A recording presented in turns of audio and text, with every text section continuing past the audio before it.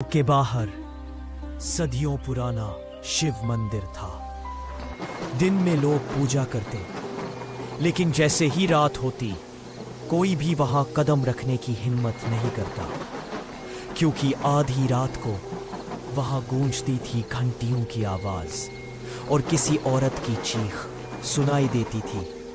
गांव वाले डर के मारे मंदिर से दूर रहते। बुजुर्ग कहते थे, उस मंदिर में कोई मत जाना, रात को घंटियां अपने आप बजती है और एक औरत की चीख सुनाई देती है। जिसने भी सुनी वो कभी वापस नहीं लौटा। डर के बावजूद गांव वालों ने मंदिर की रखवाली के लिए बोला गया था। उस गांव में एक गरीब किसान रामू नाम के बहादुर चौकीदार भी था। रामू गरीब था, लेकिन दिल से बहादुर। रामू, घर में खाने के लिए अब कुछ भी नहीं बचा है। मैं सुबह से बच्चों को सिर्फ पानी पिला रही हूँ। हाँ जानता हूँ, मैं भी सोच सोच कर परेशान हूँ। खेत में फसल सूख गई, मजदूरी भी नहीं मिल रही। अब क्या करेंगे? रसोई में न तो आटा बचा है न ही दाल। तू चिंता मत कर, कल सुबह ही मैं गांव के चौधरी के खेत पर काम मांगने जाऊंगा। जो भी मजदूरी मिलेगी उससे सबसे पहले घर का चूल्हा जलेगा। बस भगवान करे बच्चों को भूखा न सोना पड़े। जब तक मैं हूँ तुझे और बच्चों को भूखा नहीं रहने दूंगा, चाहे दिन रात मेहनत करनी पड़े।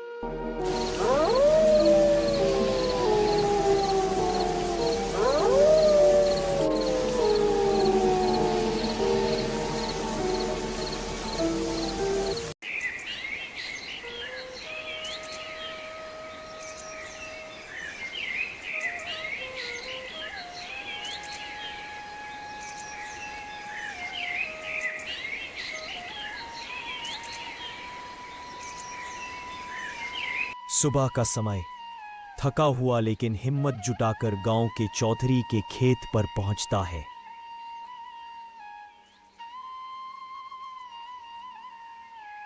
बोल, इतनी सुबह क्यों आ गया? चौधरी जी, घर में खाने को कुछ भी नहीं है, बच्चे भूखे हैं। अगर आप चाहें तो मुझे अपने खेत पर काम दे दीजिए। हाँ, काम तो है लेकिन मेहनत करनी पड़ेगी। सुबह से शाम तक खेत में बैल की तरह। चौधरी जी, मैं मेहनत से पीछे नहीं हटूंगा, बस मजदूरी के पैसे से घर का चूल्हा जल जाए।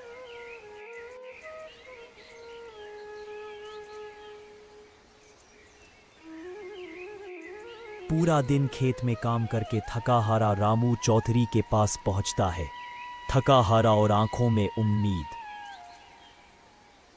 चौधरी जी, आज का काम मैंने पूरा कर दिया है, अब मेरी मजदूरी दे दीजिए, घर में बच्चे भूखे बैठे हैं। अरे रामू, अभी मेरे पास पैसे नहीं है, कल आ जाना। चौधरी जी, कल तो बच्चे भूख से रोएंगे।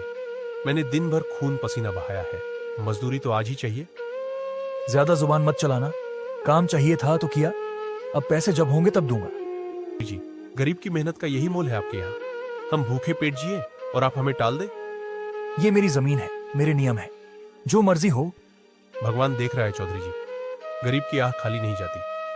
रात का अंधेरा, घर में दीवा दिमाग जल रहा है। पत्नी दरवाजे पर खड़ी रामू का इंतजार कर रही है। रामू थका हारा निराश होकर घर में दाखिल होता है।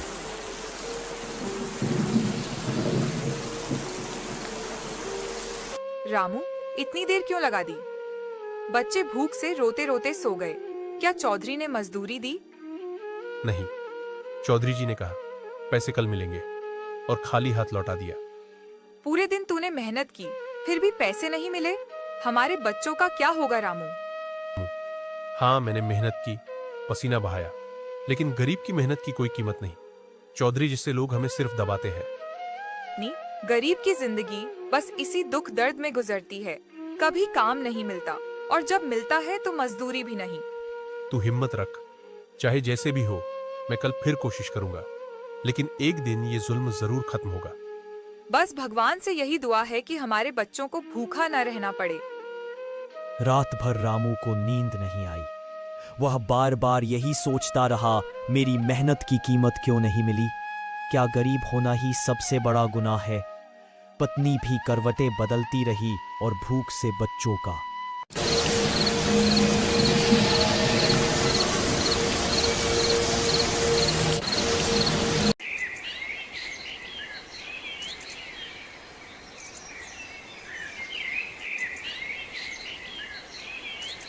आज मैं पंचायत में जाऊंगा।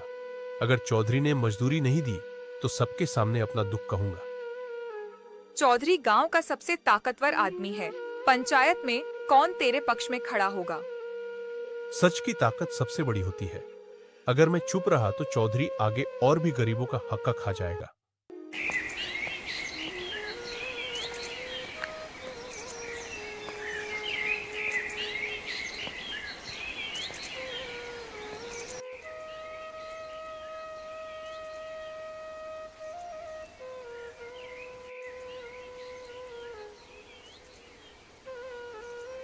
दोपहर को रामू पंचायत चौपाल पर पहुंचा।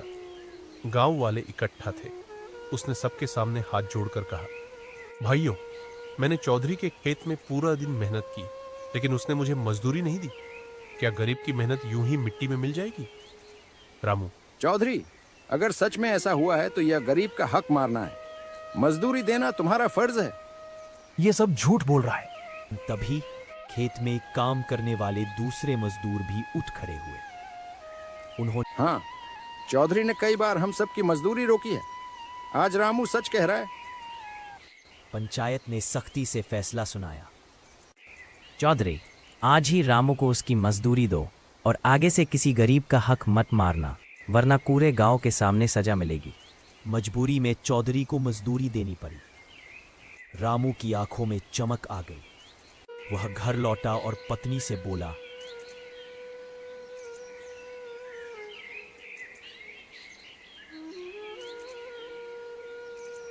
देखो, आज गरीब की आवाज दबाई नहीं जा सकी।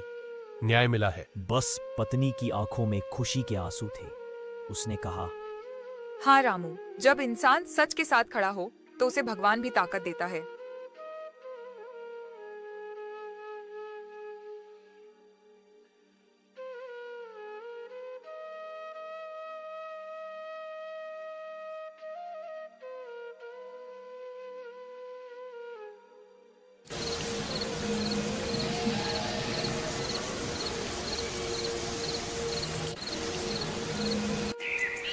सुबह का समय, सूरज निकला ही है।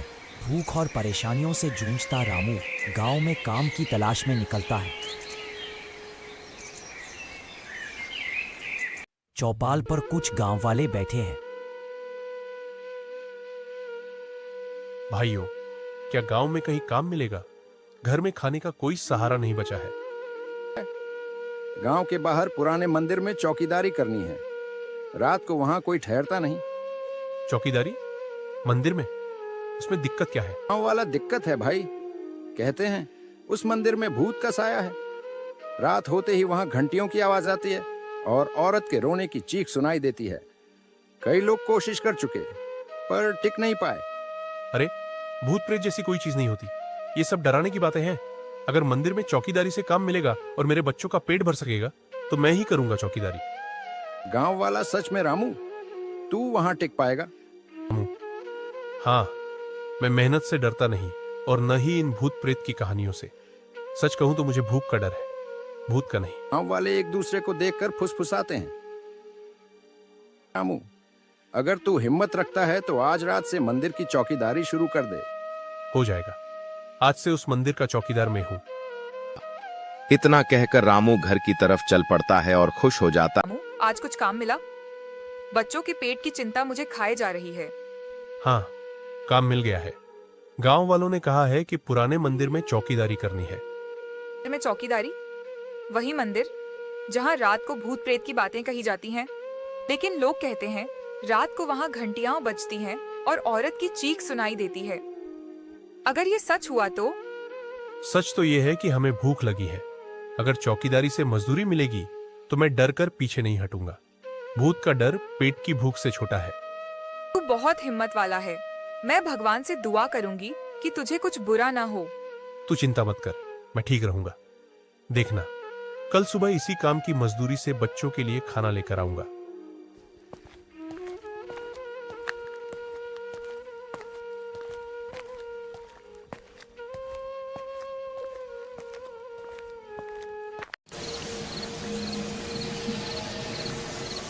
रात गहरी हो चुकी थी।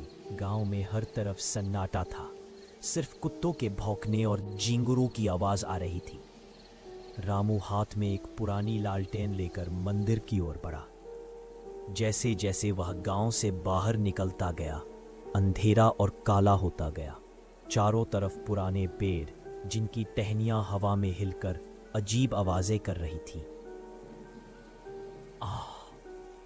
रामू ने खुद से कहा, डरने की जरूरत नहीं है, भूत प्रेत जैसी कोई चीज नहीं होती।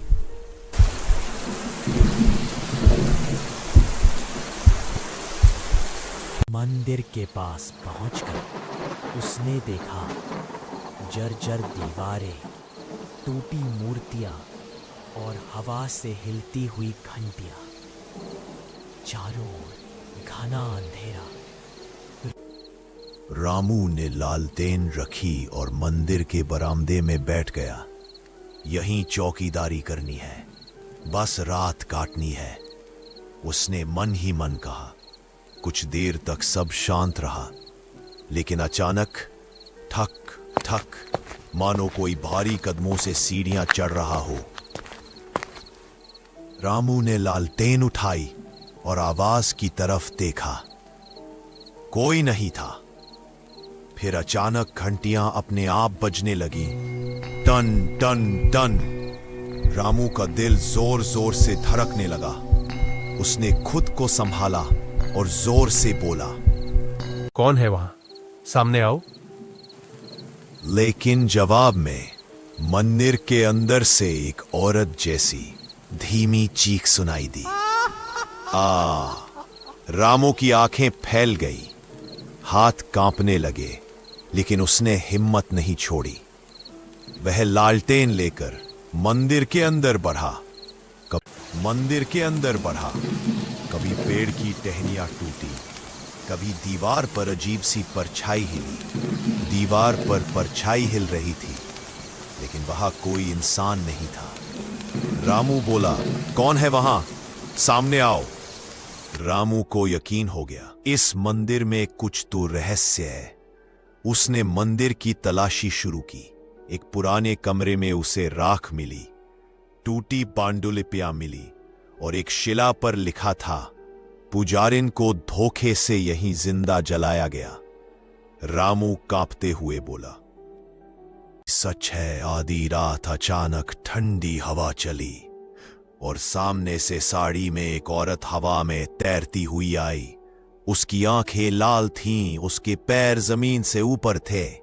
औरत गूंजती आवाज में बोली, तुम्हें यहाँ नहीं रहना चाहिए, यह मेरा स्थान है। रामू कांपते हुए बोला, तुम कौन हो? इस मंदिर की पुजारिन हूँ।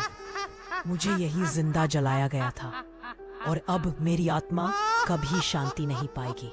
और औरत चीखते हुए बोली, मैं पूरा मंदिर हिलने लगा। दिए अपने आप बुझ गए और अचानक अंधेरा छा गया।